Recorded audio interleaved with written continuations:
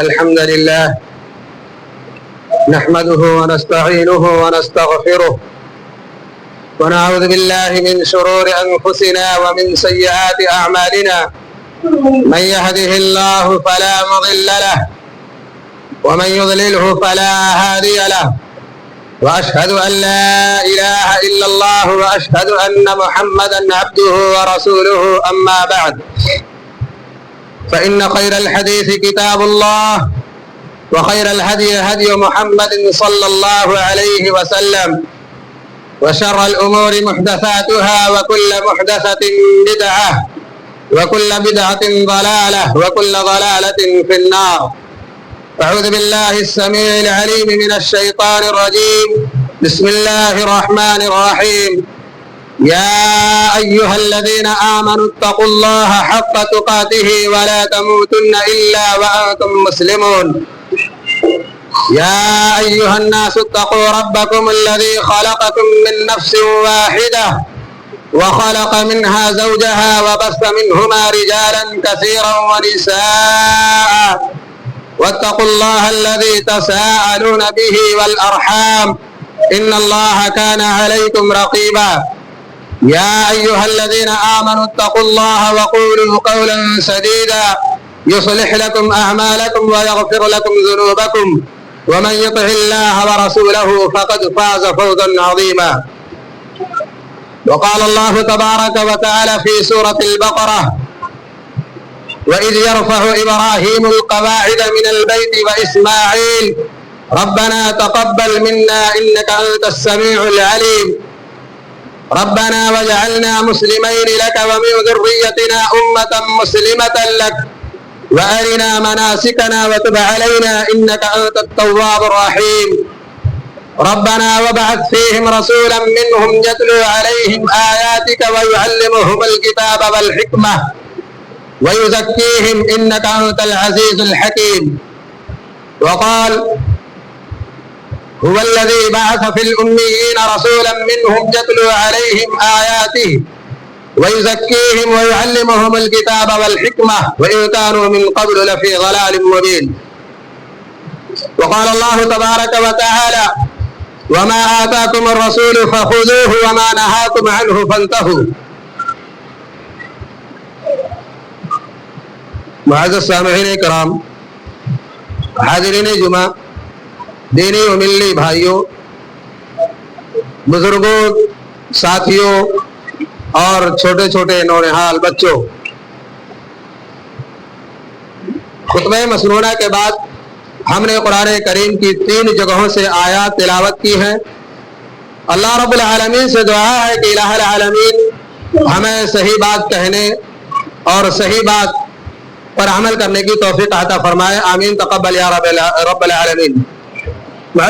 معزز سامعین کرام، اس نبی کریم صلی اللہ علیہ وسلم پر درود و سلام ہو جو تمام انبیاء سے افضل ہے اور تمام انبیاء سے اعلیٰ اور مرتبے میں اونچا ہے.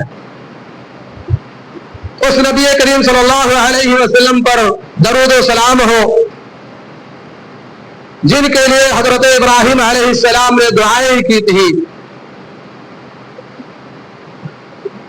حضرت ابراہیم علیہ السلام بیت اللہ کی تعمیر کر رہے تھے اپنے بیٹے اسماعیل کے ساتھ مل کر، تو اللہ رب العالمین سے دعا کر رہے ہیں: وَإِذْ يَرْفَعُ إِبْرَاهِيمُ الْقَوَاعِدَ مِنَ الْبَيْتِ وَإِسْمَاعِيلُ رَبَّنَا تَقَبَّلْ مِنَّا إِنَّكَ أَنْتَ السَّمِيعُ الْعَلِيمُ. یاد کرو وہ وقت جب حضرت ابراہیم اور اسماعیل دونوں باپ اور بیٹے خانہ کعبہ کی تعمیر کر رہے تھے اور دعا کر رہے تھے ساتھ ساتھ کہ اے اللہ ہم دونوں کو مسلمان بنا اور ہماری ذریت کو، پوری ذریت کو مسلمان بنا دے. اور یاد کریے جب ابراہیم اور اسماعیل دونوں خانہ کعبہ کی تعمیر کر رہے تھے اور ایسے میں دعا کر رہے ہیں کہ اے اللہ، اے ہمارے رب، انہی میں سے ایک ایسا رسول اٹھا، انہی میں سے ایک ایسا رسول بنا، پیدا کر جو ان کو تیری کتاب کو تلاوت کرے اور ان کو تیری تعلیمات کو سکھائے اور ان کی تزکیہ نفس کرے. انک انت العزیز الحکیم، کہ تو بہت ہی عزیز اور حکیم ہے، حکمت والا ہے، عزیز ہے.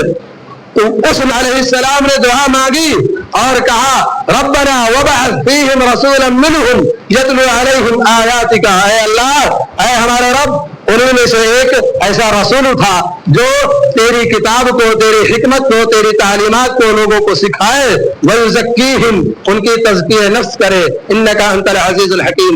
اللہ نے اسی دعا کو قبول فرمایا اور ہو بہو تھوڑا سا مختلف ایک آیت سورہ صف کے اندر اللہ رب العالمین فرماتے ہیں کہ هو الذي بعث فيهم رسولا منهم يتلو عليهم آياته ويزكيهم ويعلمهم الكتاب والحكمة وإن كانوا من قبل لفي ضلال مبين۔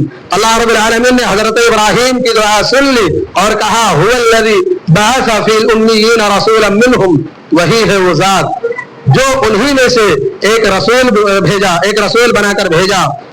هو الذي بعث في الأميين رسولا منهم، امیوں میں سے ایک رسول اٹھایا اور ان کو کتاب کی حکمت، کتاب کی تعلیم دیتا اور ان کی تزکیہ نفس کرتا۔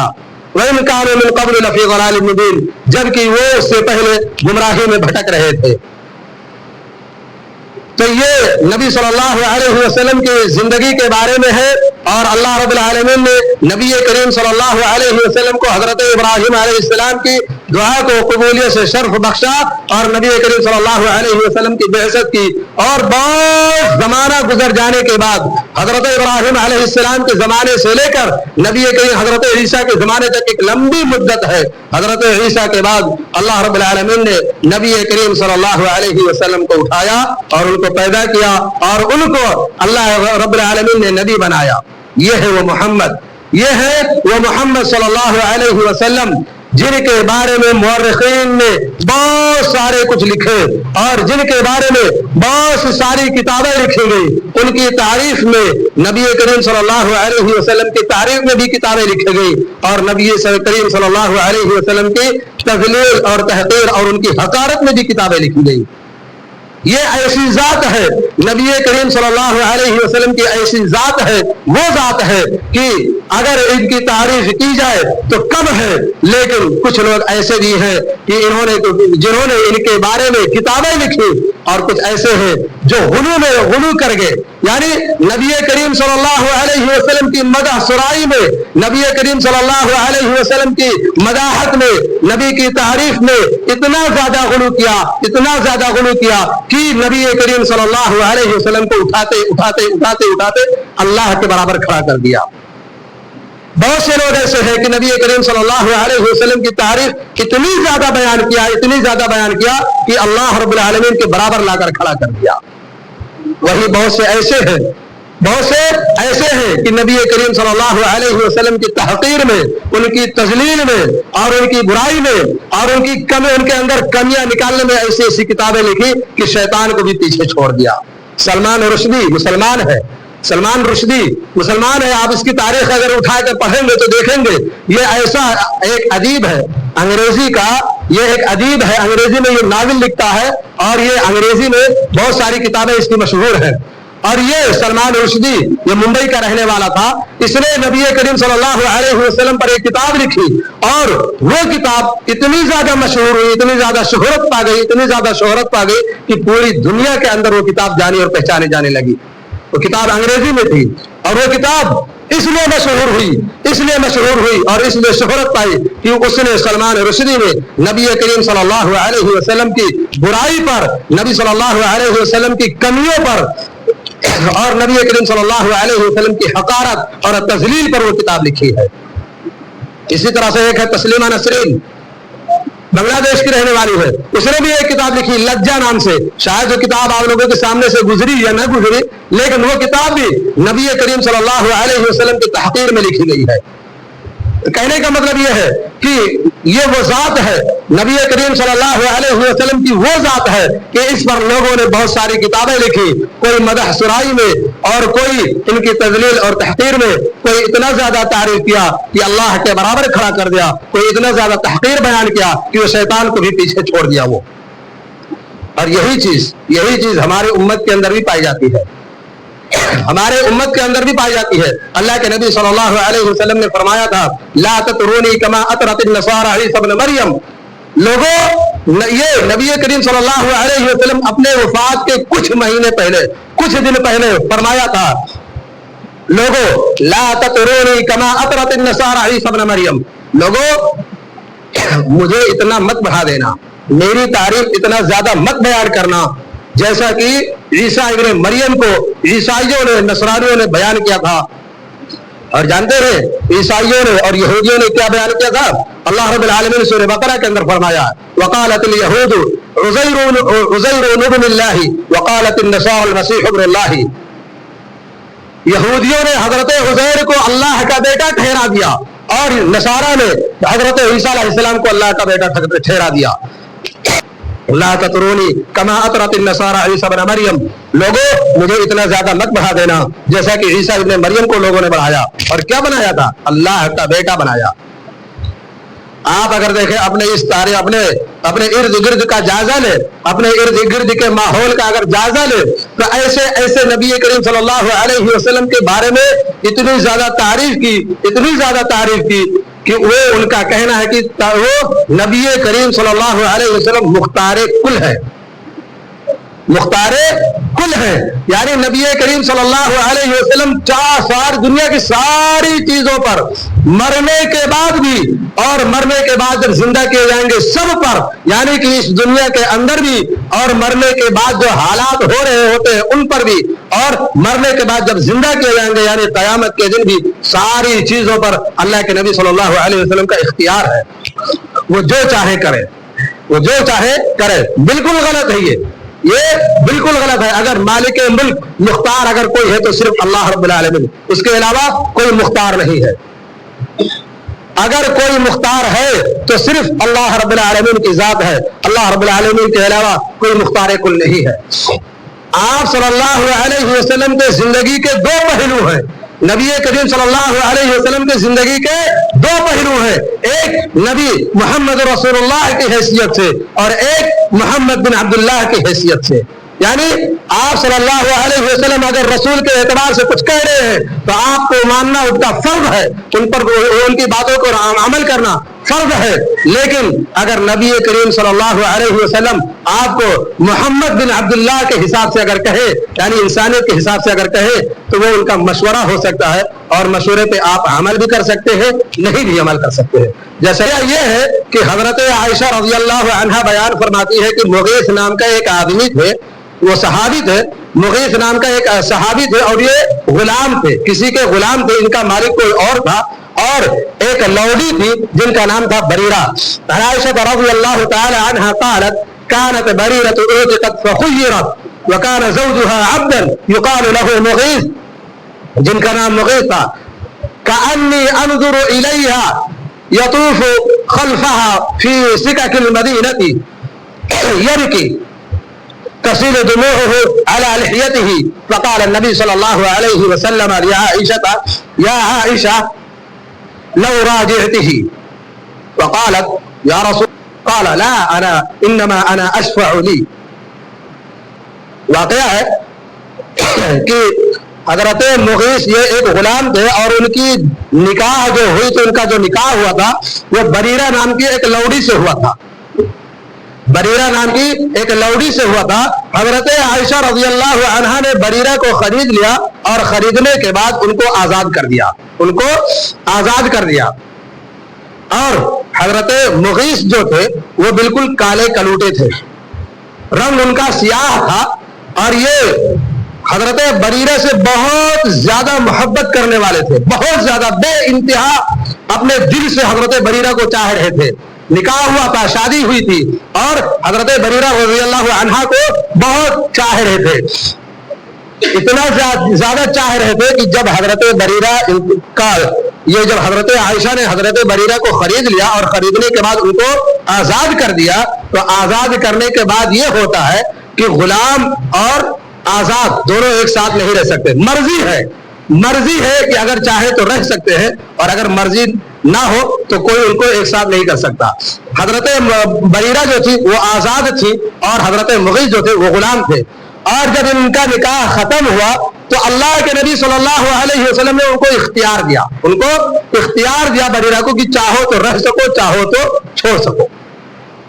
حضرت بریرہ چونکہ خوبصورت تھی، اور حضرت مغیث چونکہ تھوڑا سیاہ تھے یعنی کالے تھے تو ان کو پسند نہیں آئے, وہ چھوڑ دیا. حضرت بریرہ نے حضرت مغیث کو چھوڑ دیا.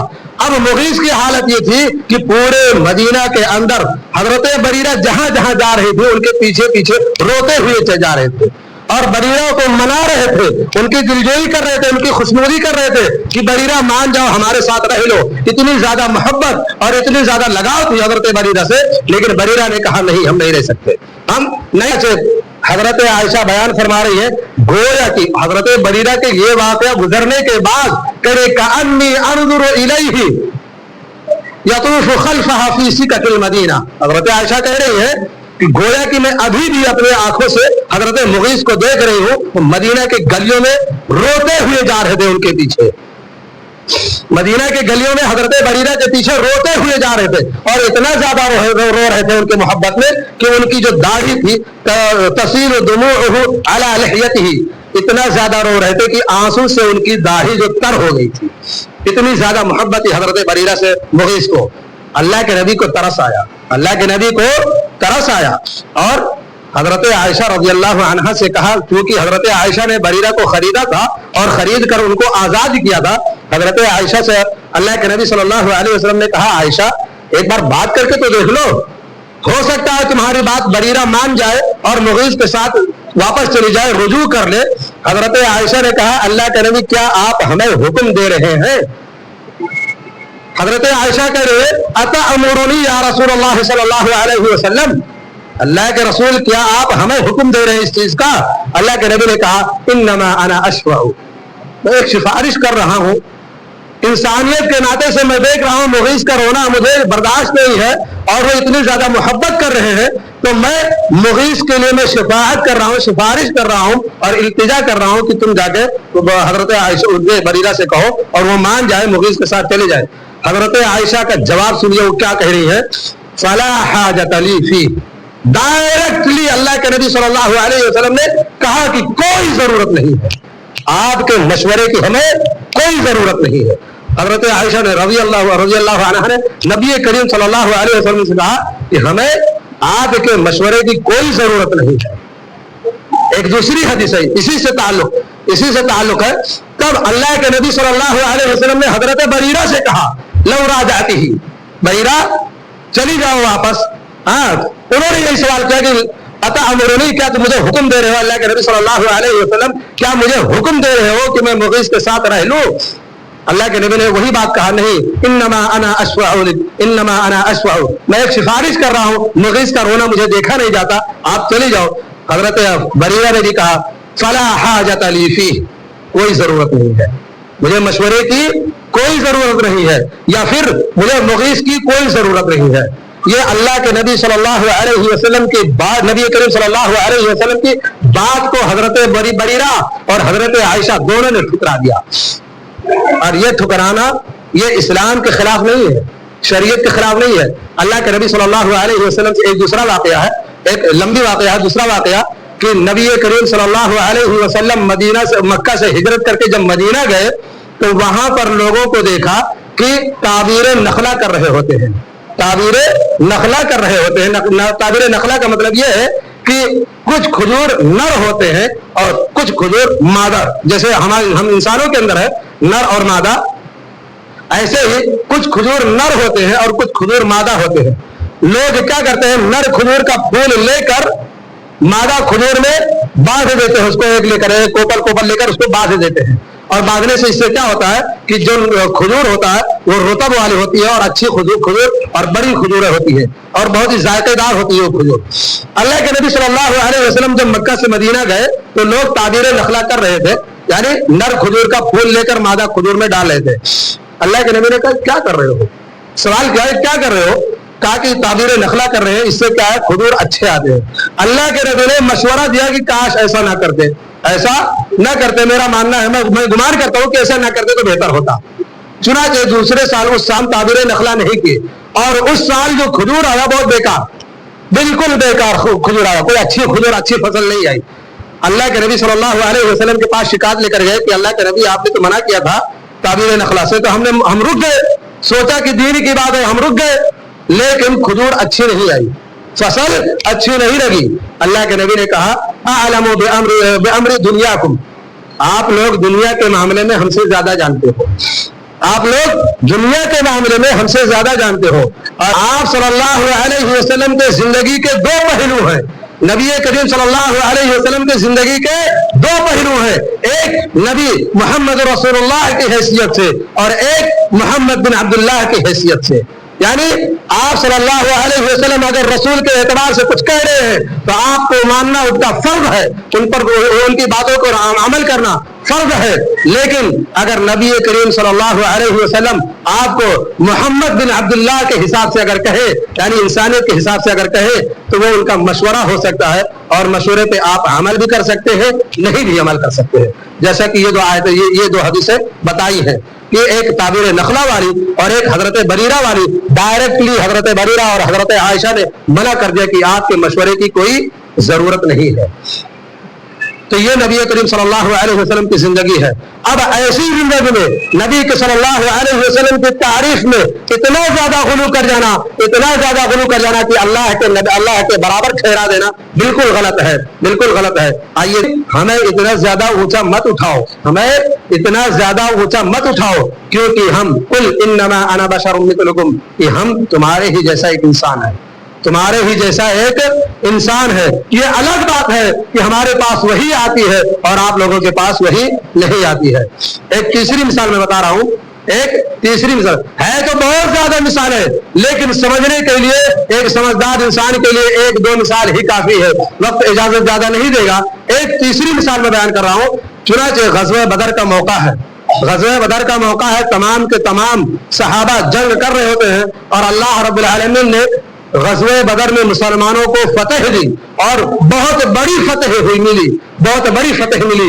और कुफ़ार वहां से जब भागे मक्का के अंदर आए तो पूरा कुफ़ार जो था वो मशवरा किया और कहा कि नबी करीम सल्लल्लाहु अलैहि वसल्लम पर फिर से हमला करेंगे और नबी को हम खत्म करके रहेंगे। चुनांचे मदीना पर धावा बोल दिया, मदीना पर धावा बोल दिया। अब नबी करीम सल्लल्लाहु अलैहि वसल्लम को मालूम हुआ कि कुफ़ार मक्का जो है वो अपने इर्द गिर्द के लोगों को भी इकट्ठा कर लिया लड़ाई के लिए और मदीना पर हमला आवर हो रहे हैं, हमला करने वाले हैं। तमाम सहाबा को इकट्ठा किया अल्लाह के नबी सल्लल्लाहु अलैहि वसल्लम ने, इकट्ठा किया और इकट्ठा करने के बाद मशवरा किया और अपना मशवरा नबी करीम सल्लल्लाहु अलैहि वसल्लम अपना मशवरा दे रहे हैं कि मेरा मशवरा यह है कि हम मदीना के अंदर रहकर जंग करें। नबी सल्लल्लाहु अलैहि वसल्लम का मशवरा है कि हम मदीना के अंदर ही रहकर लड़ाई करें।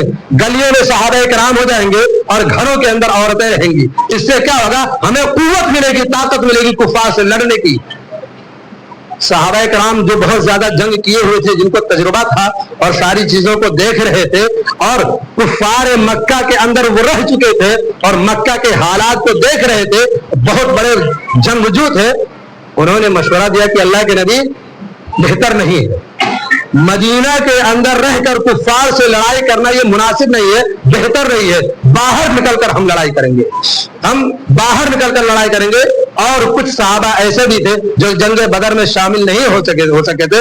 उन्होंने कहा हम बाहर रहकर लड़ाई करेंगे ताकि हम अपने शुजाअत का, अपनी मर्दानगी का और अपने जंगजू की सलाहियत का हम अपना मुजाहरा कर सके। अल्लाह के नबी सल्लल्लाहु अलैहि वसल्लम ने अपने मशवरे को ठुकरा दिया, खुद का दिया हुआ मशवरा नहीं माने और सहाबा किराम रज़ियल्लाहु अन्हुम रिज़वानुल्लाहि अलैहिम अजमईन का मशवरा कबूल किया और जंग उहुद आप जानते हैं मदीना के अंदर नहीं लड़ी गई है, मदीना गांव के अंदर, शहर के अंदर नहीं लड़ी गई, बल्कि मदीना से बाहर उहुद के मकाम, उहुद पहाड़ी के पास लड़ी गई है। तो ये नबी करीम सल्लल्लाहु अलैहि वसल्लम की जिंदगी है। आप सल्लल्लाहु अलैहि वसल्लम अगर बतौर नबी, बहैसियत नबी और रसूल के अगर कोई बात कह रहे हैं तो नबी की बात को मानना फर्ज है, लाजिम है, जरूरी है। लेकिन नबी करीम सल्लल्लाहु अलैहि वसल्लम अगर कोई बतौर मशवरा, बतौर अब्दुल्लाह, मोहम्मद बिन अब्दुल्लाह के अगर कोई मशवरा दे रहे होते हैं तो उनके मशवरे को मानना भी सही है और ना मानना भी दुरुस्त है। मान भी सकते हैं, नहीं भी मान सकते हैं। नबी की मशवरा अगर आपके सही लगे मान सकते हो, अगर आपको लगे कि नहीं इसमें घाटा नुकसान हो सकता है, नबी का मशवरा नहीं भी मान सकते हो। तो बतौर नबी, अल्लाह के नबी सल्लल्लाहु अलैहि वसल्लम अगर कुछ कह रहे हैं तो आप उनको मानना फर्ज है। बाफ्ता के अंदर फरमाया है, अल्लाह के नबी نبی کریم صلی اللہ علیہ وسلم بطور نبی اپنی طرف سے کوئی بات کہنے والے نہیں ہیں. اپنی جانب سے کوئی ایک لفظ دین کے معاملے میں کچھ کہنے والے نہیں ہیں. اللہ رب العالمین نے ان کو وارننگ دی ہے.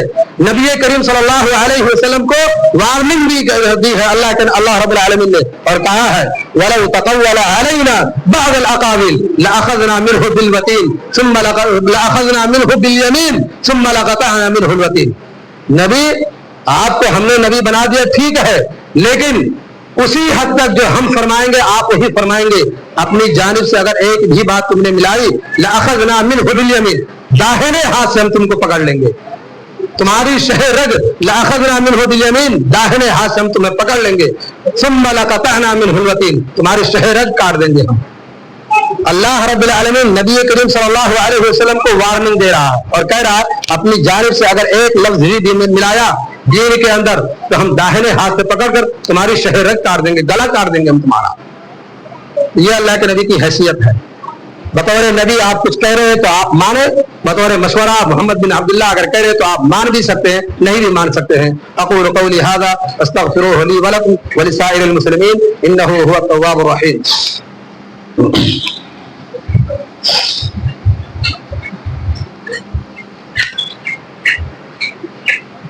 معزز سامعین کرام, نبی کریم صلی اللہ علیہ وسلم کی وہ ذات ہے کہ اگر ان کے بارے میں بہت ساری کتابیں اگر لکھی جائیں تو کتابوں کی گٹھر اکٹھا ہو سکتی ہیں, لیکن نبی کریم صلی اللہ علیہ وسلم کی تعریف کبھی ختم نہیں ہو سکتی. کیوں؟ اس وجہ سے کہ یہ وہی نبی ہے کہ ان کے ذریعے سے یہ اسلام ہم تک پہنچا ہے, ان کے ذریعے سے یہ قرآن ہم تک پہنچا ہے. آپ ان کی زندگی اٹھا کر دیکھیں, ان کی زندگی کھنگالیں تو یہ اسلام کے لیے نبی کریم صلی اللہ علیہ وسلم نے کیا سے کیا انہوں نے نہیں سہی, اور ظالموں نے ان پر کتنا ظلم کیا, کتنا ظلم اٹھایا, اور کتنا ان کے نبی کریم صلی اللہ علیہ وسلم کو ستایا. پھر بھی اللہ کے نبی صلی اللہ علیہ وسلم اپنی امت کے لیے دعائیں کرتے رہے یہاں تک کہ نبی صلی اللہ علیہ وسلم کی وفات تک ہو گئی, اور اپنی امت کے لیے کوشاں تھے, ان کی ہدایت کے لیے, ان کی رشد و ہدایت کے لیے دعائیں کرتے رہے. لیکن اس کا مطلب یہ نہیں ہوا کہ نبی کریم صلی اللہ علیہ وسلم سب کچھ کیے, لیکن اس کا مطلب یہ نہیں کہ نبی کریم صلی اللہ علیہ وسلم کی تعریف میں اتنے زیادہ قلابازیاں کھائیں اور اتنے زیادہ الفاظ اکٹھا کریں کہ نبی کریم صلی اللہ علیہ وسلم کی مدح سرائی کرتے اللہ رب العالمین کے برابر کھڑا کر دے. اللہ رب العالمین کے برابر کھڑا کر دے. ایک شعر ہم نے پڑھا تھا ایک جگہ پہ, شعر یہ ہے, تم سے اور جنت سے کیا مطلب وہابی دور ہو, تم سے اور جنت سے کیا مطلب وہابی دور ہو. ہم رسول اللہ کے, جنت رسول اللہ کی, جنت رسول اللہ کی. اور جنت کس کی ہے آپ جانتے ہیں کہ جنت کس کی ہے؟ جنت اللہ رب العالمین کی ہے. جنت اللہ رب العالمین کی ہے, جنت اللہ رب العالمین کی ہے اور انہی کی ہے. تو یہاں اس شعر کے اندر اتنا غلو کیا نبی کے بارے میں کہ جنت کا ٹھیکیدار بنا دیا, جو کہ بالکل اسلام کے خلاف اور شریعت کے بالکل خلاف ہے. اقول قولی ھذا استغفروہ لی ولکم ولسائر المسلمین. اللہ رب العالمین سے دعا ہے کہ الہ العالمین ہمیں غلط عقیدے سے بچائے اور نبی کریم صلی اللہ علیہ وسلم کی صحیح طور پر زندگی پڑھنے کی اور اس پر عمل کرنے کی توفیق عطا فرمائے. آمین. تقبل یا رب العالمین. ان اللہ وملائکتہ یصلون علی النبی یا ایھا الذین آمنوا صلوا علیہ وسلموا تسلیما. اللهم صل على محمد وعلى آل محمد كما صليت على إبراهيم وعلى آل إبراهيم إنك حميد مجيد. اللهم بارك على محمد وعلى آل محمد كما باركت على إبراهيم وعلى آل إبراهيم إنك حميد مجيد.